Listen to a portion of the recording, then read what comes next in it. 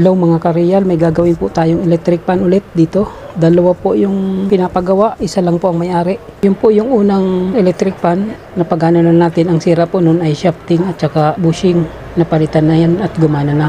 Itong pangalawa, ito daw po ay ayaw din gumana. I-confirm natin kung ano ang problema nito. Tingnan natin kung may resistance reading yung kanyang plug. Dito ay masusukat natin kung buo or sira ang motor. Gamit po yung ohmmeter. Ilagay lang po yung selector knob doon sa range na times 10. Ayan, naka times 10. Calibrate dapat sa 0. I-adjust natin ang ganyan. Gamit ang 0 ma-adjuster, okay. Naka 0 na. Bitawan. Okay, gumagana po yan. Ayan, okay. Ngayon, pwede na po nating ikabit yung test probe sa plug ng electric pan. Red and black kahit magkabaliktad po yan. Wala po yan na polarity. Para ma-check natin kung buo or sira yung motor, pindutin po natin yung switch number 1. Dapat po ay magkaroon ng resistance reading. Ganon din ang number 2 at number 3. Tingnan natin. Okay, may reading po. Sa number 2, yan, umusog ng konti. Number 3, umusog ng konti.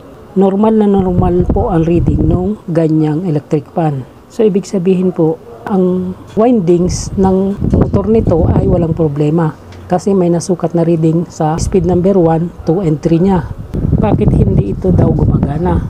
Dapat po pagka ganyan ang reading, dapat gumagana yan. Ang gawin natin, subukan nating isaksak sa outlet kung may power o wala yung ating electric pan. Ayan. Tapos, iswitch number 1 natin. Yan, wala. Number 2, wala. Number 3, wala. Pero may nararamdaman po akong vibrate sa electric pan. Pag hinahawakan ko po itong screen, may vibrate po akong nararamdaman. Ibig sabihin po may pumapasok na kuryente sa loob ng motor niya, kaya may vibration. Para malaman kung ano ang diferensya kaya hindi gumagana, kailangan po natin buksan ito at tingnan ang loob. Pero bago natin baklasin, maraming salamat po sa lahat ng aking mga subscribers dyan na laging nakaabang sa aking mga upload video. Ganon din sa mga bagong nakapanood nito, paki-like and subscribe po nito para makapanood po kayo ng mga repair tungkol sa electric pan, washing machine, rice cooker at iba pa. Limitado lang po ang aking nire-repair. Hindi lahat po ng mga appliances ay aking ginagawa dahil ako po ay mayroon ding gawaing iba. Yan, barbershop. Okay? Okay, bago po natin baklasin, bunutin po muna natin yung plug para safe. Tanggalin natin itong screen para ma-confirm natin kung ano ang sakit nito. Ito po yung LSC. Ipihitin po natin siya kung malambot. Kung matigas, shafting bushing po ang sira kaya hindi gumagana. Pero kung yan po ay malambot, may iba pang sira. Okay? Napakalambot naman po. Meron siyang play at umiikot po siya ng maayos. Hindi po shafting bushing ang sira nito. Tanggalin po natin ang ilisi. Papaklasin natin po ito.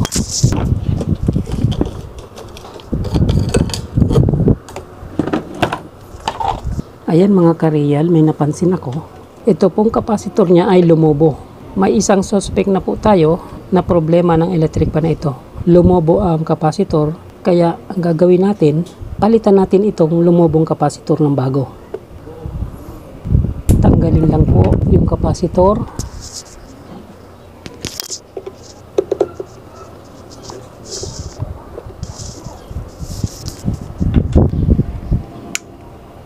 Tanggalin yung wire. Putulin lang yung wire. Tapos ito hindi na po pwedeng gamitin. Sobrang lobo na po niyan. Deform na. Defective na po ito. Kahit hindi na po natin ito testerin, physical appearance pa lang, sira na.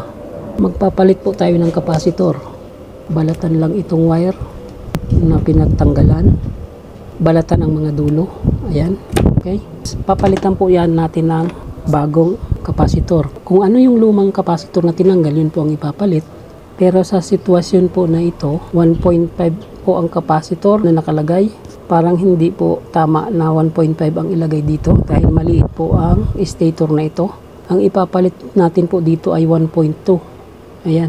1.5 dating nakalagay dahil ito po hindi na original at nagpalit na po yung may-ari nito.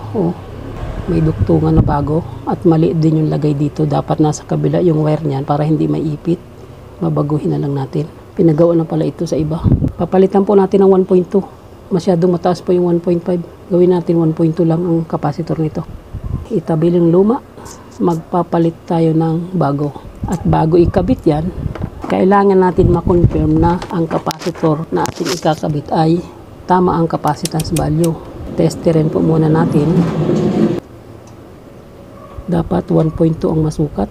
Ayan, 1.21. So, good po yung bagong capacitor.